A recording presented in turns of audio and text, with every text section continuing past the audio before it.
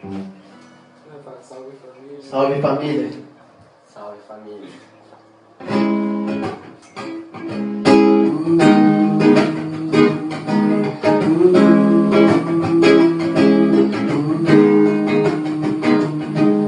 Depois de alguns meses decidi ficar com ela.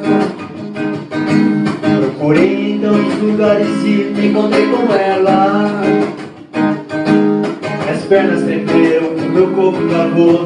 Olhando pra ela, o menino se envergonhou. Pois eu ando de skate, sou meio jogado. Enquanto isso ela odeia que eu ando com os aliados. Com medo de aprontar e eu ficar calado. Mas peraí, O que eu fiz de errado? sei lá, tem alguma coisa errada nessa relação?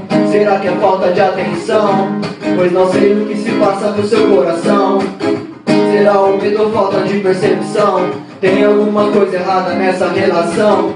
Será que é falta de atenção? Pois não sei o que se passa no seu coração. Será o medo ou falta de percepção? Ela ouve de adoração, você ouvindo Rap black, ela é uma linda mulher e você um simples moleque. vivendo rotina sem cor enquanto ela tá no mundo colorido. Você procurando uma mina e ela querendo um marido. Ela tem Deus no coração, carro, grana, mora com os pais. Você tem um trampo de mil, ela tem faculdade, ganha bem mais. Ela se alimenta da palavra e você continuando com a mortadela. Enquanto você procura uma tampa, ela tem um fogão, alimento e panela.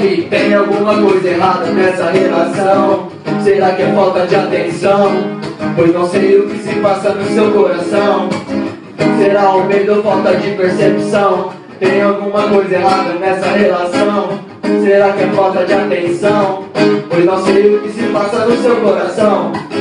Será o medo ou falta de percepção? Ilusão, te faz sonhar com umas dessa. Sobre o efeito dela, tu sorri e Faz promessa, qual tu prometeu com aquela que conheceu no papinho de céu, eu e você. você e eu. Ela vive nem aí e dá te sua curtir. E você do outro lado chamando ela pra sair. Ela desculpa, pois desculpa. Ninguém após Miguel se iludiu, confundiu. Menina com mulher, tem alguma coisa errada nessa relação?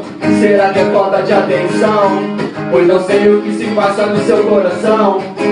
Será o medo ou falta de percepção? Tem alguma coisa errada nessa relação? Será que é falta de atenção? Pois não sei o que se passa no seu coração. Será o medo ou falta de percepção? Será o medo ou falta de percepção? Será o medo ou falta de percepção? Depois de alguns meses Decidi ficar com ela. e Oh.